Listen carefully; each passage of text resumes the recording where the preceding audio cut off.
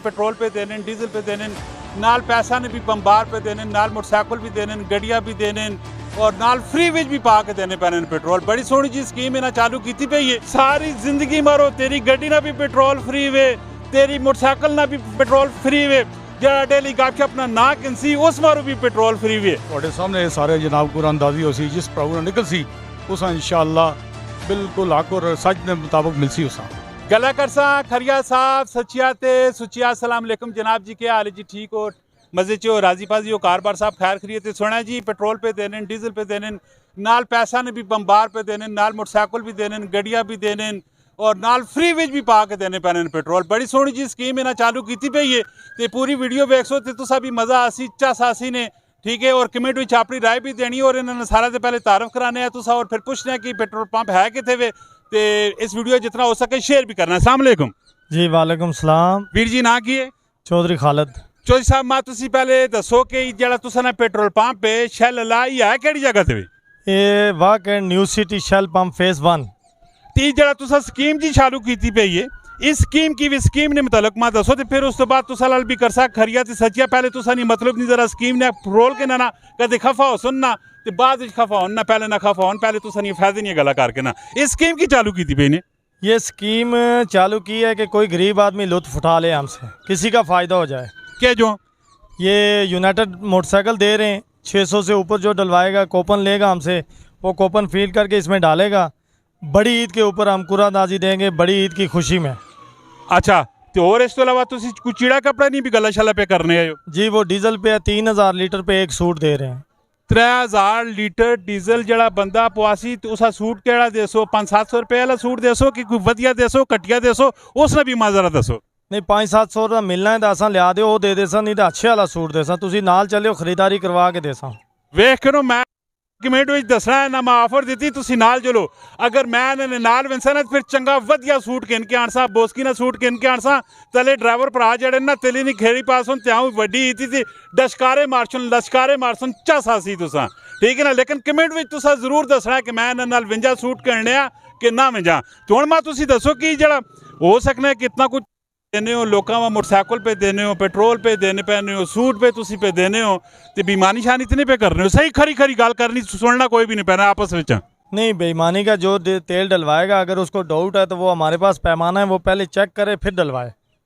पैमाना किधरे भी किसी तरह भी चेक कर सकते हो कि तुसी बहुत बड़ी गाल पे करने हो? जी वो ओगरा की तरफ से होता है तो वो आप चेक कर सकते हैं। अगर आपको डाउट है तो आप अपना चेक करें। आप पैसे दे रहे हैं, पैसे दे के डलवा रहे हैं ना, फ्री में तो नहीं डलवा रहे हैं।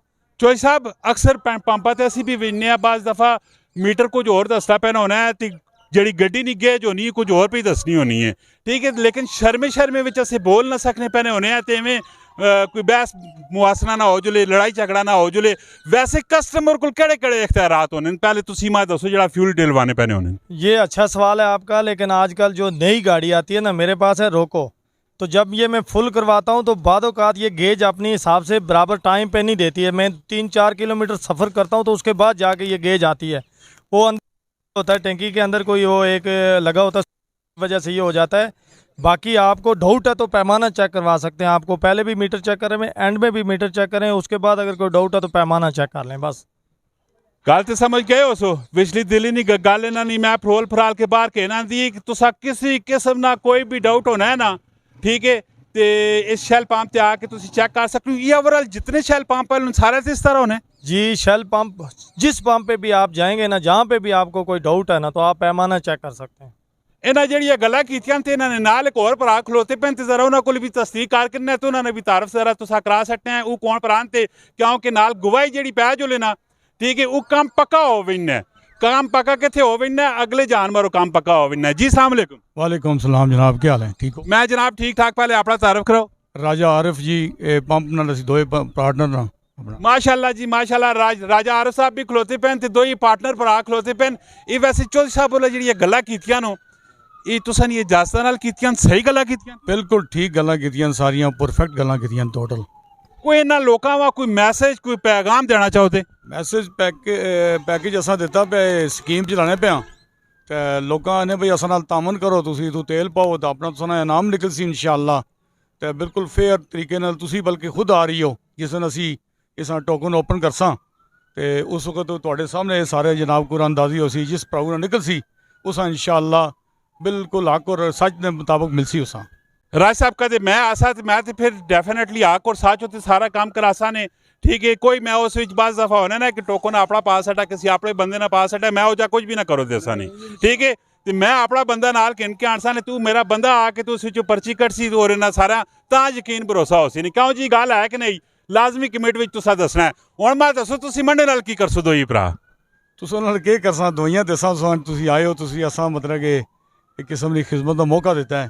मैं तो ऑफ कैमरा पे आखने सारी जिंदगी मरो तेरी गड्डी ना भी पेट्रोल फ्री वे तेरी मोटरसाइकिल ना भी पेट्रोल फ्री वे जरा डेली गपशप ना ना किनसी उस मारो भी पेट्रोल फ्री वे क्योंकि पेट्रोल पंप ते ना अपना वे पानी सादा जा लिक्विड जी चीज़ होनी है आखने ना सनत किसी का मैंने नहीं होना है अस हम वंडने पैने हैं माशाल्लाह जी मजाका पे करने हैं गपशप लाइए तो सानल ਤੇ ਇसी ਤਰ੍ਹਾਂ ਦੀਆਂ ਇਨਫੋਰਮੇਟਿਵ ਔਰ ਦਿਲਚਸਪ ਕਿਸਮ ਦੀਆਂ ਵੀਡੀਓ ਆਉਣੀਆਂ ਰਹਿਣੀਆਂ। ਇਹਨਾਂ ਕੋਲ ਲਾਸਟ ਵਿੱਚ ਇੱਕ ਵਾਰੀ ਪੁੱਛ ਕਰਨਾ ਕੋਈ ਹੋਰ ਦਿਲ ਨਹੀਂ ਗੱਲ कोई पैगाम कोई मैसेज देना चाहते? पैगाम यही है कि फ़ायदा उठाएं। जो गरीब आदमी एक बार कूपन डालेगा कि मुमकिन है कि उसका भी निकल सकता है तो 1.5 लाख की मोटरसाइकिल का वो भी फ़ायदा उठा ले। हमारे साथ तावन करें इंशाअल्लाह हम पूरे उस आपके मेयार पे पूरे उतरेंगे। माशाल्लाह जी new city phase 1 main GT road ने उत्ते शैलना पेट्रोल पंप पे लाजमी इस दफ़ा इस पेट्रोल पंप पे एक दफ़ा आके चेक करना है। कोई डाउट होया पैमाने चेक करो पवाने तो ही होया पेट्रोल तुसी मोटरसाइकिल जी भी पवाने हो गड्डियाँ जी भी पवाने हो लगना तो होना ही होना है लाजमी चेक करियो। और इस पंप ने उत्ते क्रेडिट कार्ड की मशीन भी अवेलेबल ने और इंशाल्लाह मिलने हैं नेक्स्ट वीडियो। अपना बहुत सारा ख्याल रखियो। फी अमान अल्लाह पाकिस्तान जिंदाबाद।